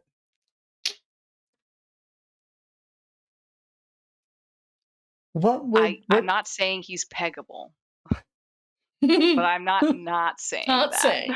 We're talking about word choices. Incredible. So he steps out of the passenger side, which is interesting because this is his car. He has thrown on whatever clothes he can. He likely does not look as put together as he typically would because it is the middle of the night and he has been called out because of this. It's a shit show. And he walks over and is met by the man who steps out of the driver's side. He is a bit older than Marcus, likely in his early 50s. He is tall and not muscular, but has the build of someone who remains physically active, even at that age. Has hair that has mostly gone gray and is short cropped, and is in the plain clothes of a detective. And he walks over to Officer Dalton. And Officer Dalton looks immediately flustered again. Whatever like little confidence you gave him, like it disappears at the moment he sees this detective walking over. And you can catch as you are kind of stepping away, letting Rachel act as the EMT, taking a look at you, Sophie. Yeah, kind of like immediately turn back, arm draped over, I'm imagining, like Rachel just sort of like slowly shakes her head, like the act may be up, oh, like Yeah. And the detective, well, Officer Dalton says, "Oh, Detective Winters, I'm glad you're here. We've done our best to secure the crime scene, and there was an item found," and he holds up the bag of cremains. Detective Winters looks very skeptical since he can see exactly what is going on here and that protocol has clearly not been followed, and sighs and says, "Who called in the body?"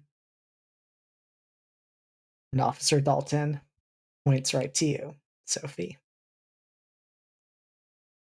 And that is where we are going to finish tonight's episode. Wow, I hate that. Stitches get stitches, Officer Dalton. I'm just Right. saying. Nobody likes a tattletale. She already gave her statement. God. Yeah. Already been hit once, my G. Like, you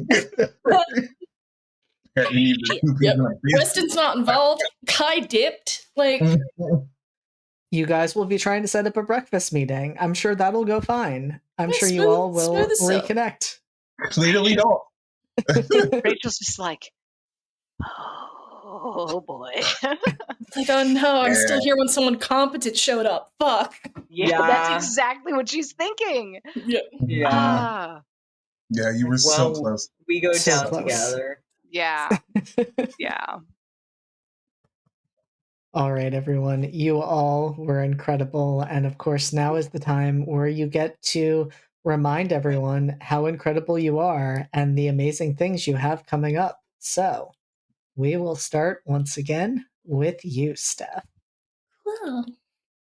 Hi, I'm Stephanie. I've been Kai tonight. You can find me at the Live from the Apocalypse Discord and the Guild Superior Discord under the handle Lavenza. You can catch me not tomorrow night, but next week in Table One's final episode of a season of Secrets and Shadows. It's too soon, but hopefully this won't be the last we see of the characters.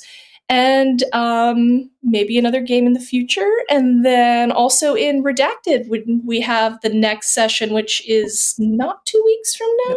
We will be Right. meeting in a month. In a month. Oh no, it's I too know. far away. I know. In It's a month. at least good that tonight happened, you know? Yes. Last time it Yeah. felt like it wasn't gonna, but Yes. real sad. Yes. So yeah. All right. You. Hi, I'm Q. You can find me at midnight_Inc. That's INQ. Q is my name. I'm sure you get it. That's on Twitter and also TikTok. Not that I have very many posts on there. And Instagram. Let's see. Tomorrow I'll be here doing Table 2 of Season of Secrets and Shadows. We are full of the Rammies.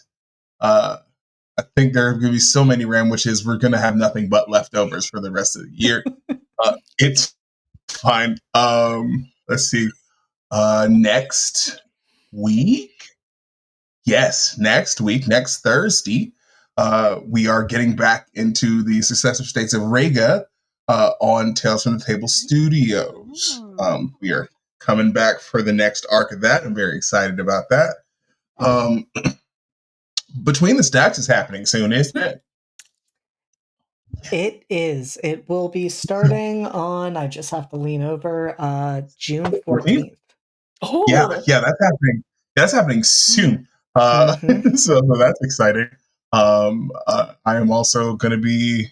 There's a certain secret pride that is happening on the internet. There's a a lot of different games. I'm going to be in the Oops All Gay game. So we're still working out the details on that.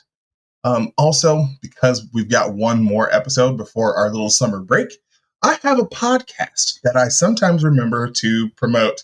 It's called Code Switch and Naturally. It is me and my sisters. We talk about a bunch of random shit, all through the lens of being Black in the United States of America. It's a whole ass mess, but we do our best. You know what I mean? Let's see. Cold Iron is happening also soon. Listen, JD, I'm just trying to get like you, babes. I'm just trying to have a bunch of stuff. Like, people are going to start counting for me soon, and then you won't feel so bad. It'll be fine. It's true. It's true. It's true. I Incredible. think that's it for me, though. It is. I had to think about it. But Think about it real hard. Yeah. That's all I know of for you. Yes. Yeah. All right, Della. Hello, I am Della. I have been Rachel. Tomorrow, I will be the storyteller of Thy Kingdom Come, where some shit is gonna happen. I have notes. You can find me on LFTA Discord, where I do a lot of posting about literal ram witches, in that I post a lot about sandwiches I make out of sheep. And I do a lot of yarn posting. It's fascinating. Follow me. You can follow me on Twitter, I guess, if you feel compelled. I mean, I don't remember my Twitter handle. Didn't you say Carhartt? Yeah, I Carhartt. did. Throb? I do have the Carhartt Throb Twitter. So you can follow me on Twitter at Carhartt Throb, where I will be only posting about sheep, actually. That is where I will be posting all about sheep and yarn, and how do you get yarn from the sheep when the sheep do not want to give it to you. I love that for all of us. I am very disappointed I did not actually get to attend the sheep shearing on Tuesday. That was happening at the farm I did my permaculture design course at. In case you thought I was joking about any of that, I am not. Yeah, No. she is not. Yeah. Anyway, that's what I'm about. Incredible, as always, Della. And Raph. Hello, I'm Raph. I played Sophie today. Tomorrow I will be watching Thy Kingdom Come and watching A Season of Secrets and Shadows. So swing by and watch with me and gasp and shock at all of the amazing and horrible things that will probably be happening. And then next week on Tuesday, I will be back for class reunion, our homebrew D&D game where we were trapped in a D&D world basically for 10 years. And then Wednesday of next week will be the finale of the Backwoods mini series that we're doing with Alex as our GM. Very fun, very exciting. We're dealing with something. We're dealing with something there. So come back and see that, and then I'll be back on that Friday for A Season of Secrets and Shadows finale. Sob, cry tears. Hopefully, we'll see them again soon. The end. Incredible. All right, I guess that just leaves me and the number of things I have to promote, so I will try to be fast with this. So hi, I have been your storyteller for tonight. I am JD. You will find me tomorrow playing in Thy Kingdom Come as a character who will likely be tortured. It's fine. He's doing really well. He lives in denial and copes in a very healthy way. You're not the one who just straight up made a deal with an actual demon, so that is true. No, that was in a different game. Yeah, no, I mean, you're right. I have made good choices. I have made very good choices in Thy Kingdom Come. We'll see how long that continues, because it's really hard to advance if you continue making good choices. Yeah. It's basically impossible. So I will be there, and then I will be back for A Season of Secrets and Shadows. Tomorrow night is going to be a really intense and chaotic and wild session. You do not want to miss it. I'm in It's my going to be a darkest lot. self. I'm in my darkest self. It's fine. Everything's fine and normal here. I forgot about that. Yeah. Oh, I would. What's your playlist? Infernal. Ooh, Mm-hmm. Yeah. We're gonna Spicy. take Hell some yeah. votes on how many people end up darkest self. My current vote is at least 3 of you, you included. Q. Me. So you are am I included included in Already that? at Because 2. I was the No. first, but I We're left. we're only talking about table 2. Table 2. Oh yeah, Yep. because no one's gone there yet. Oh, Yep. no. So I think it's going to be a very interesting session. Interesting. No. It'll be a time. You will not want to miss it. I will be having to list some trigger warnings before we dive into it.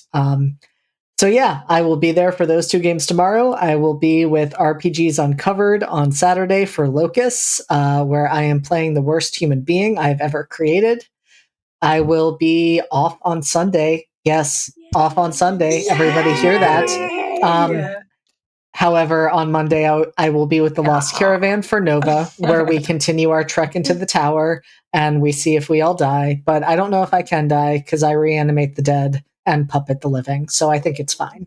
Then I'll be there for class reunion on Tuesday, there for Founders Day, our finale on Wednesday.